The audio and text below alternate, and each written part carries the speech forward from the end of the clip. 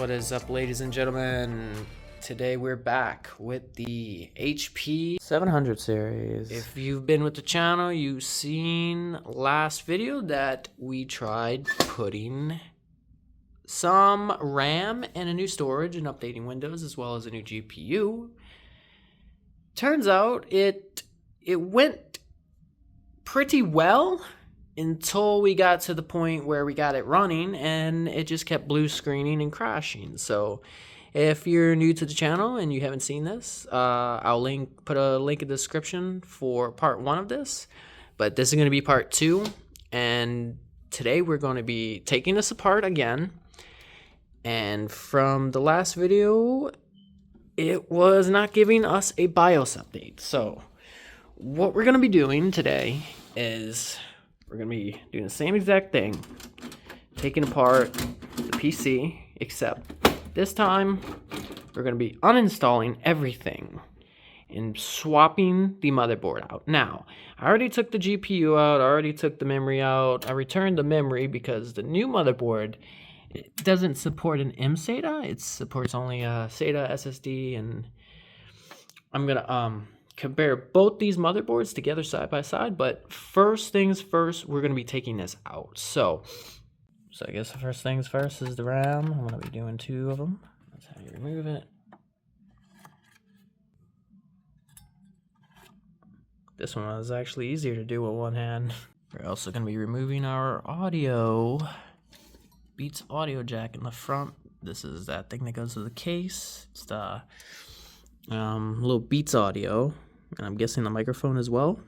So just a little fun fact, if you didn't know what that was, that's what this wire is.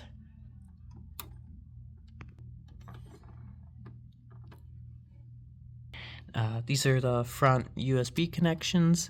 They usually tell you on the motherboard, say FUSB, FUSB 2.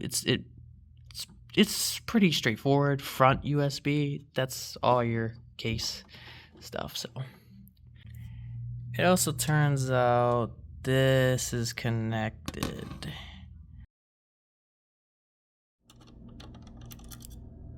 Works the same as an M-SATA, just with the wire.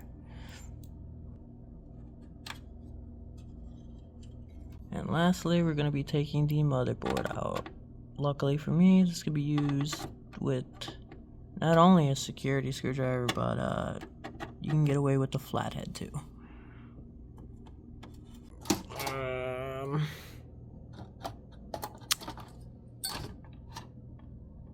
Yeah, that's not gonna work.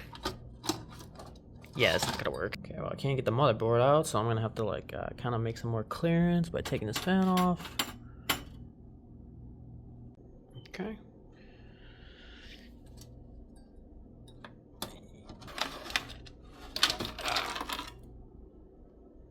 So, for this new PC build, or for the part 2 of this build, I'm going to be, of course, putting some thermal compound onto the CPU.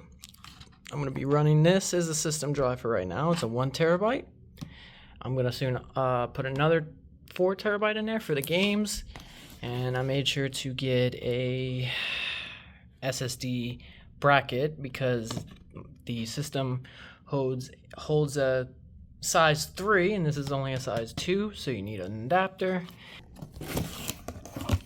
Unfortunately, I was not able to get a brand new one, so I ended up getting a used one that ended up coming in this bubble wrap. Now it did come in a electronic safe bag, but I took that off.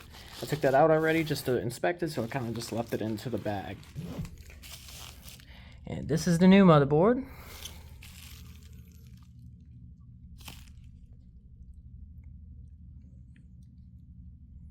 It has 4 instead of 2. So a slight upgrade from the other board, but not too much. Comes with the thing for your case as well. Okay, so the fan is screwed there in tight. So I think I'm just going to remove the CPU and worry about that fan later when I have a better screwdriver.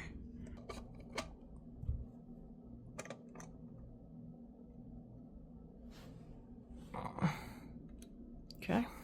There. All That's your heatsink to your CPU. Has a little dust in it. That's why I was gonna take the fan screws off. I'm gonna have to do that later. And this one, I'm gonna have to clean that CPU.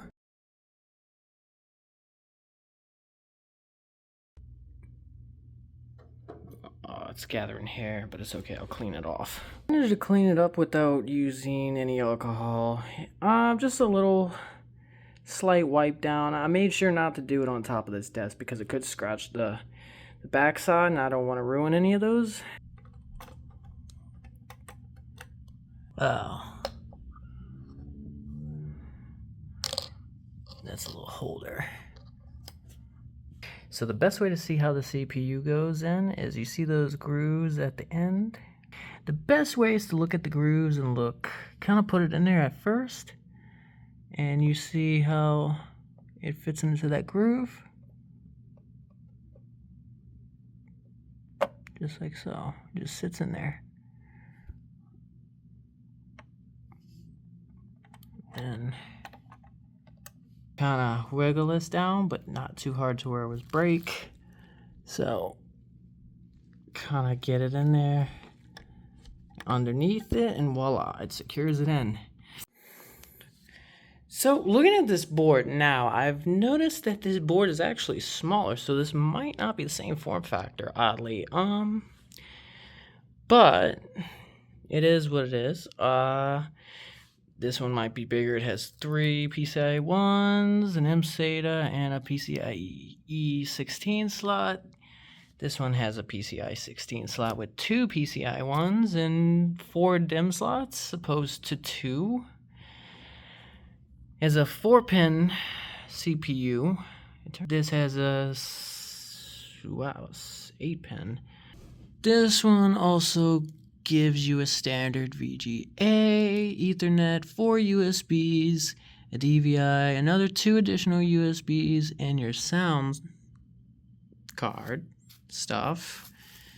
And then this one has your sound Ethernet, 4 USBs, and 1 HDMI, as well as a standard VGA and DVI, as well as an additional 2 USB ports, and a mouse and keyboard connection, an old school one.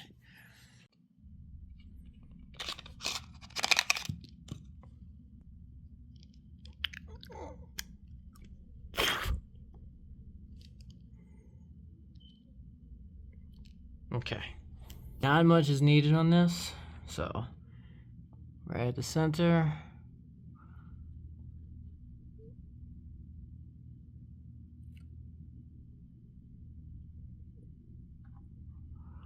Clean the other side off.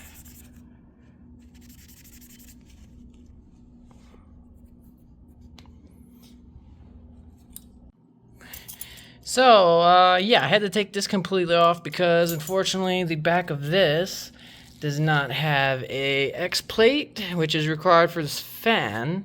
So, what I mean is, if you take this off, there's an X plate on the back that secured the fan. So, I need to actually put this on the back of this motherboard. Line these up.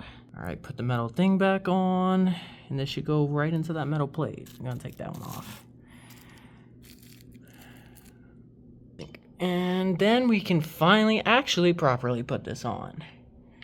If I can get it in the holes. And don't screw them all the way. Screw them in like a crisscross pattern. That way it doesn't unevenly spread, because the thermal paste is spreading as you're tightening.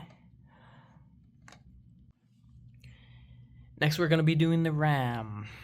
I have a 4 DIMM slot, but I only have 2. Eventually I'll get 2 more, but we're going to be installing this in a certain order. There's a certain order you got to put a dual channel, and I'm going to show you how. There's 4 of these, but you got to space them out. So say for instance, this piece of memory, this is misaligned. I don't want to misalign that. Make sure the slot lines up. So for instance, you would put this in 2, DIMM slot 2,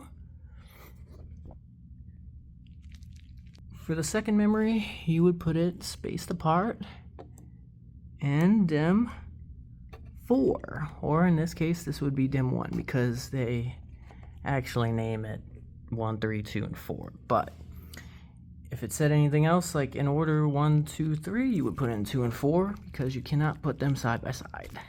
So motherboard is out. This is very important because if you do get a new motherboard, you do get a new plate to go in the back of it because there's different connections.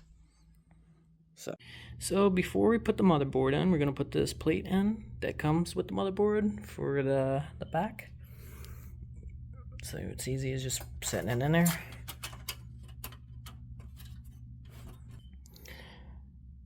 You know, the great thing about this is it is a smaller motherboard, yes, but it does support a lot more power to it than the other one. It has a 6-pin connector, or sorry, 8-pin CPU connector.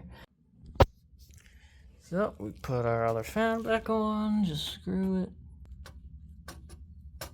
Okay, so yes, you can put a 3 into a 4, but you do gotta put it in a certain way.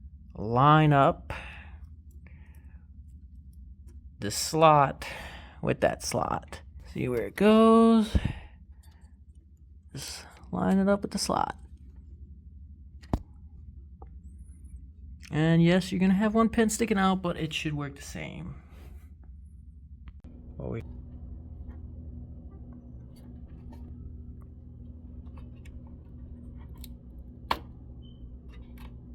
Big USB goes to this USB 3.0. This one's a little different. That actually has a missing prong in the corner, while this one has the middle.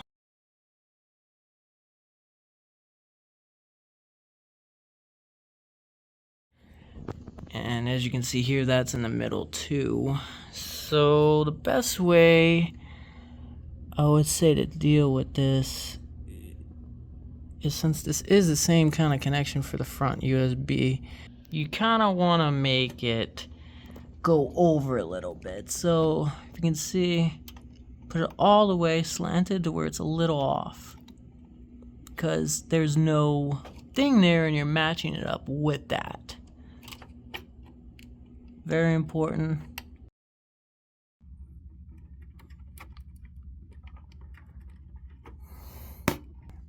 So the rest of the wires will go into, it doesn't explain it necessarily, but if you look very closely, it says power and LED, as well as a bunch of other random stuff. That's where you would put in your lights or your power button. This is the DVD drive. Definitely make sure to line these up because they're kind of like weird and L shaped, and it should click in there. They definitely make it not too easy. They don't make it easy to get in here. That latches. Get on there. Make sure it's just in there. Okay, now that the motherboard is in there, we're going to build the hard drive, or the solid state drive. So let's get the mount ready. Take all the stuff out. It comes with screws, a screwdriver, SATA cable, power cable, SATA cable, and so forth. I like how they come with the angled one. The angled ones are way better. It makes it a lot easier to get into spaces. Screwdriver that I broke, and then the plate. Now, this is a dual bracket, so you can put 2 SSDs in one slot. So these slots right here, they're a 3 slot, and this is, since the small SSDs are only 2, you have to buy an adapter and then slide it in there. But they're easy, just screw on and be done. Decided to go with the T-Force Vulcan ZQLC 2.5-inch solid state drive. Okay, so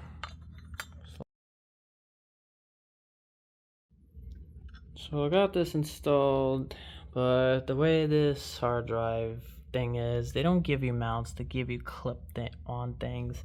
It fits just well enough for a hard drive, not really a bracket. It seems like this was made for screws to be attached to the side rather than that, but I've tried it in so many ways. It's just made a little too small. It snugs it, but it doesn't keep it in there. It's very awkward.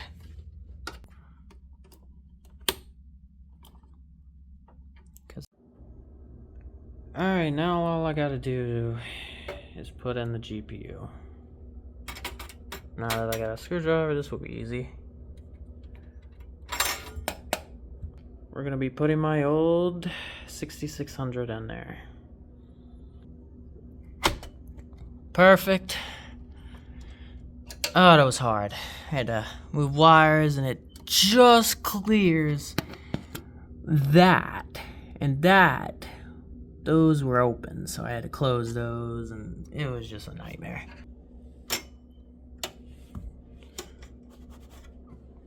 Perfect. Alright. Alright, so now we just gotta put the faceplate back on it.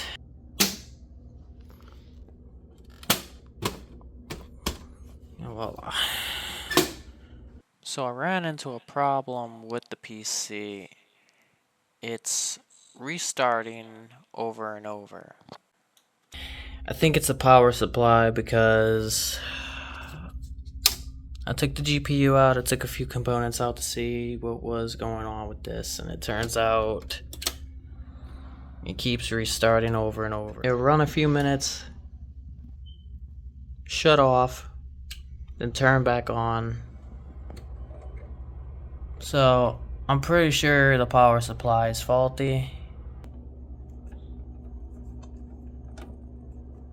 I plugged in the 1000 from this computer.